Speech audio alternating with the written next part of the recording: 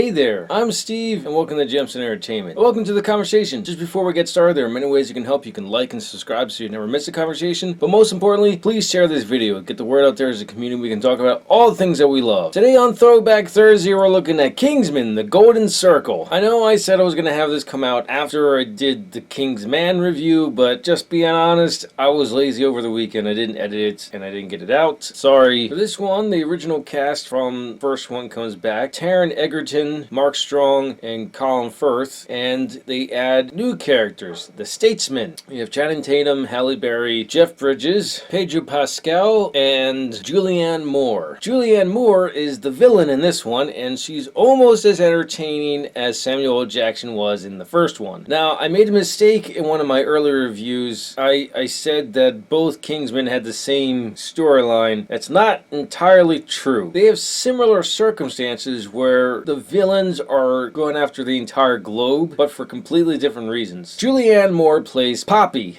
this 50s enthusiast and eccentric billionaire and drug lord. And her whole scheme is she wants drugs legalized. And I'm pretty sure she wants that around the world, but they seem to focus on America. I'm sorry, she does mention that if America does it first, the rest of the world will probably follow suit. How she does this is she laces her drugs with a toxin that at first gives you a blue rash, then it causes mania, which really they just show people dancing. They even call it the dancing disease, or I think something like that in the movie. Then paralysis, then death. And this is supposed to happen over 4 days. Another difference between the two villains, Valentine took a while to figure out who the Kingsmen were. Probably because Valentine figured that out, it was easy for Poppy to just target the Kingsmen. And that's how the movie opens. She wipes them out with the exception of Eggsy and Merlin. I know I mentioned Colin Firth as one of the cast members. He's on the poster, so it's not a spoiler. Another huge difference between this one and the first one, I don't mean to compare the two, but it's kind of difficult. There's a huge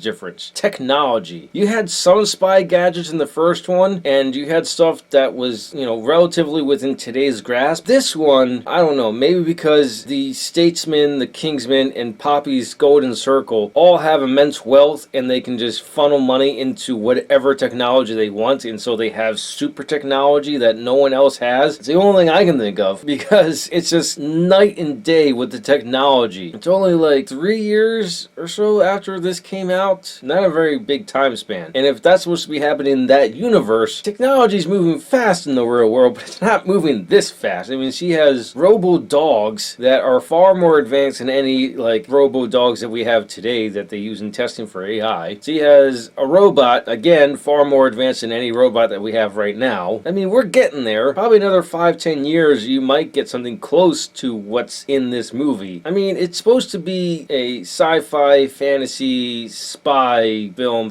/ parody of spy films. I still hold to that it's a parody because it makes fun of a lot of the tropes in the spy films. As I mentioned, she targets the Statesman, and what that means is she sends a missile to each of the locations that the Statesmen are at, only leaving Eggsy and Merlin. They try to figure out what to do, and Merlin's like, well, we gotta do the Armageddon protocol. And so they go to this winery, they ask for a taste of room 3, and they see the sigil of the Kingsmen, and they put it in there, and it unlocks a safe, and Merlin's like, our answers are in here. It's a bottle of whiskey. And of course they're distraught over losing all their comrades and friends. And this was just after Merlin said, after we're done all this business, you may shed a tear in private. And then they drank this whiskey, and they're just balling all over the place. Rightfully so. But then Eggsy discovers that when the bottle is almost empty, there's something on the inside of the label, and it explains to them the Statesman, which is based in Kentucky. And so they go there to investigate, and that's where Channing Tatum comes and confronts them. It's like, what are you doing in our facility? And how'd you get in? I couldn't have got in with just a watch. And they have a fight. Tequila, his character's name, wipes the floor with them and detains them and interrogates them. And then Halle Berry's character, Ginger Ale, tells them they're clean and reveal Galahad / Harry is still alive. They were on the scene almost immediately after he got shot, and they have this technology. Now, what makes Poppy so eccentric, besides her love for the 50s, she also loves Elton John, and she kidnaps him. And Elton John, he steals the show. He's absolutely fantastic in this movie.